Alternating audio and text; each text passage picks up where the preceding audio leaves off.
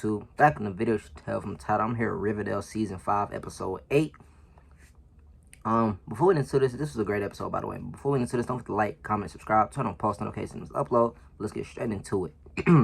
Now this is what we've been waiting for. This is what we've needed.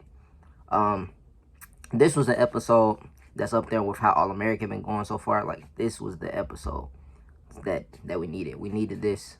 You know what I'm saying? With All American gone and stuff, we needed some heat to drop. Flash been delivering pretty good too. Outside of the first episode maybe, but the other one's been heat. And now Riverdale is up there. Like, this is the episode. So we're gonna go in order, but a lot has happened this episode. So this is gonna be one of the longer videos I make. Enjoy. Let's get into it. Alright, so first thing first, we got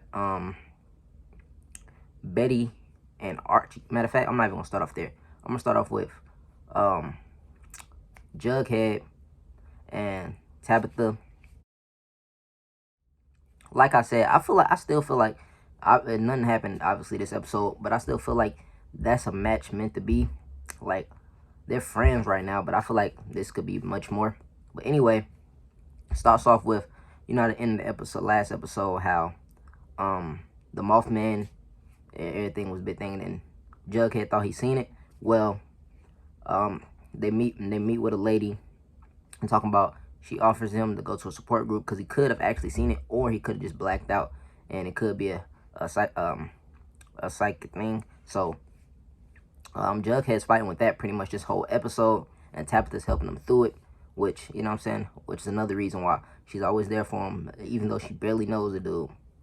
And they're just getting closer and closer, and I feel like they're leaning towards a relationship, especially with Archie and Betty thing going on, but we're going to talk more about that right now.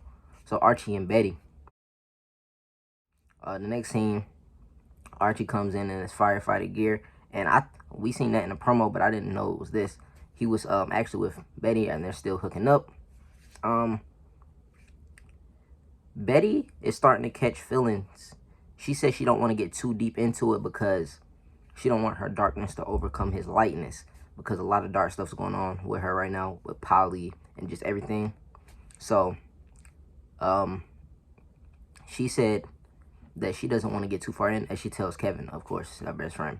And then Archie, on the other hand, talks to, dang, I cannot think the dude's name, his friend from the army or military, whatever, him, about his feelings with Betty. And he said it's just a hookup, they're friends with benefits, but he might still have, the other dude says that the way that him and Veronica look at each other, he feel like he still feels it, and Archie doesn't see that, at least right now. Next you see, I might have skipped a part, but Veronica and Archie have a scene where she wants him to do some construction on her place. So, and then you can see they're kind of like, you can see the little connection there, that they still miss each other, they still love each other. And that proves later on in the episode. But before that, we got, what else was it? There's something else that I'm forgetting. Oh, Tony, that same scene actually, Tony, Kevin, and Fang all walk in, and they announce that they're having a baby, or her baby. Did I say Cheryl? Not Cheryl. Dang, what's the old girl name? I could not think her name right now. Hold on, give me a second, because I can't do this. Hold on. Why can I not think her name right now? Hold on. I can't. I'm not going to be able to finish this video if I cannot think of her name. It's going to be stuck in my head the whole time. So let me just... Vanessa. Yes, Vanessa. I don't know why I said Cheryl. Vanessa. Dang, that's kind of bright, though. Let me take that back off. Vanessa, she, Fang, and Kevin walk in, and they announce they're having that baby together, and they're all going to raise it as one big happy family. And also, Kevin and Fang are getting married, which is crazy. So, that opens up the little area where Kevin, he's still hooking up with some dude, but their relationship was open until now. They wanted to let everything out. So, of course, Cheryl hearing that, I don't know why she's still getting jealous like Veronica owes or anything, but she gets jealous, gets mad at Veronica, and then she decides to throw, why do I keep calling her Veronica? Gets mad at Vanessa, I'm talking about Vanessa, gets mad at Vanessa, and also says that she feel like she should have told her and stuff like that. But anyways, Vanessa said that she wanted to tell her, but she don't know where the relationship was at, especially how Cheryl's been acting lately. So Cheryl decides to throw a party. I'm just gonna call it the key party. Y'all know what I'm talking about if y'all seen the episode. So basically everybody's switching partners pretty much. You draw a key, pull their name, do whatever you want with them. But so everybody goes to the party, of course. And before the party, Archie's working on Veronica's house, and then Veronica looks at Archie and lets him know that she feel like something's missing in her life, and Archie basically says he feels the same way. And then she was like, what would happen? What happens if I pull your key? And then Archie asks, is Chad coming? And she says, actually he is. And then they both pretend it's a good thing. They're like, oh yeah, that's a good thing. Yeah, that's a good thing. I think so too. All that. But neither one of them meant it. They still know they have feelings for each other.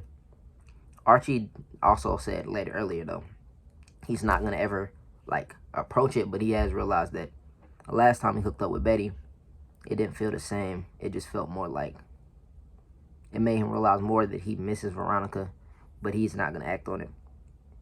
So here comes the party, which is huge. Like, bro, this was a fire scene. Like, this might be the best scene that I've seen from Riverdale in a minute. I feel like they, let me take that back. I mean, the best in Riverdale in a minute, but I feel like they could have done that scene a whole lot better. I don't know. I just feel like it was too quick. I feel like it should have been a little longer, maybe. I don't know. But anyway, they go to the party. Fang, matter of fact, before the party, Kevin tells Fang that they should get everything out of their system before the marriage. So Fang brings a dude, which ends up being the dude that Kevin had also been hooking up with. So they all three been hooking up. Well, Kevin with the dude and then Fang with the dude. They've been hooking up and they don't know about it.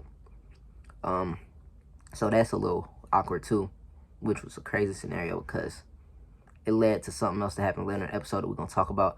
But for now, we're going to talk about this party. All right, so first person goes up. Who's the first person to get a key? Veronica. She was like, well, I don't want to be second to do anything. So she goes up, grabs the key. And of course, who name does she pull? She pulls Archie's. Now, Chad, keep in mind, Chad's there. So Chad's definitely not letting it go down. Even though the rules are you can do whatever you want with the person that you pull. Nobody can hold it against you, none of that, But, of course, Chad's not letting that go down. So he steps up and lets Veronica know, no, not with your ex. And then Archie comes up and is like, get your hand off her. And then going back and forth for a second. And then Veronica, boom, steps in the middle. It's like, y'all not about to be arguing, and tells Chad, let's go. So they leave. Next up, we got Jughead. He goes up, which, hold on. By the way, that situation I went by briefly, but I'm going to go back to that situation after we finish about the party. So, Jughead goes up, grab a key, but he's drunk, super drunk. He end up pulling Tabitha's name, so she's like, yeah, let's go. They lead a party, like, he can barely walk. That's how drunk he is. But I understand that because Jughead's been going through a lot with just, he's seeing stuff. I don't know if I touched on that much this episode, but yeah, he's been seeing, I guess the Mothman, he's been seeing him just randomly.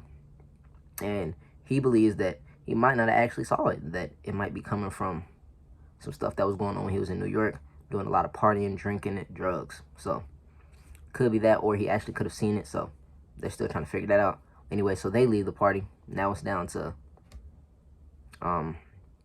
Reggie, Archie, Betty, Kevin, Fang, the dude, Archie dude from the army, and Cheryl and Vanessa. So those are people left.